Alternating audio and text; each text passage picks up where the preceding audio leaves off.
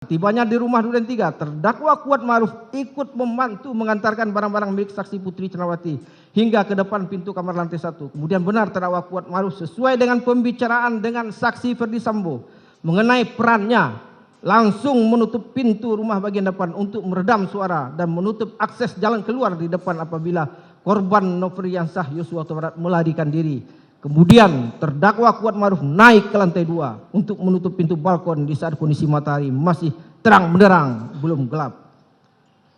Gambar CCTV terlampir dalam surat tuntutan. Ini disimpulkan dari keterangan saksi Diryanto alias Kodir, keterangan terdakwa Kuat Ma'ruf dan keterangan saksi Richard Eliezer Pudihang Lumiu, bahwa benar yang bertugas siang hari menutup pintu dan balkon di lantai 2 rumah Duren 3 46 adalah Diryanto alias Kodir sebagai asisten rumah tangga di rumah Duren 3 46.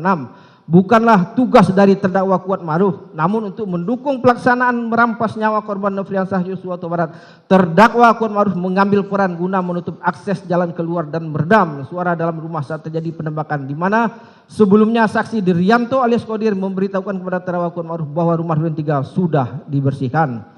Ini dapat disimpulkan dari keterangan saksi Ferdi Sambo, keterangan saksi Ridwan R. Soplanit, keterangan saksi Diryanto alias Kodir, dan keterangan terdakwa Kuat Ma'ruf sendiri, bahwa benar saksi Richard Eliezer Pudihang Lumiu masih memiliki kesempatan yang cukup untuk menolak perintah Ferdi Sambo. Akan tetapi hingga sampai di rumah Duren 3, saksi Richard Eliezer Pudihang Lumiu tidak menunjukkan adanya upaya apapun untuk menolak maupun memberitahukan rencana tersebut kepada korban Nofriansah Yosua Huta Barat.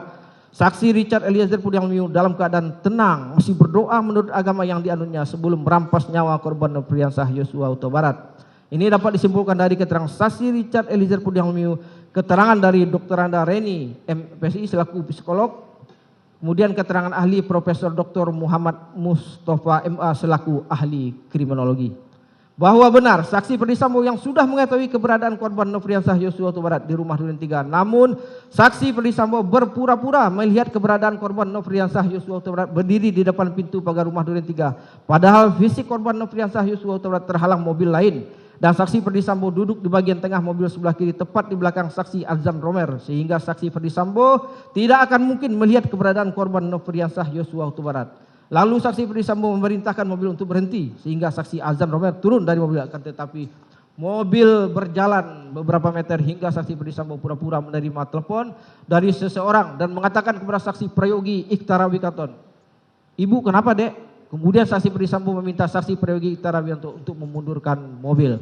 Ini dapat disimpulkan dari keterangan saksi Azam Romer, keterangan saksi Farhan Sabilah, keterangan saksi Prayogi Iktara Wikaton, keterangan terdakwa Kuat Ma'ruf yang gambar CCTV terlampir dalam surat tuntutan, bahwa benar saksi Ferdi Sambo turun dari mobil dengan memakai pakaian dinas lapangan dengan menggunakan sarung tangan berwarna hitam. Ketika saksi Ferdi Sambo turun, saksi Azam Romer melihat senjata jenis HS terjatuh.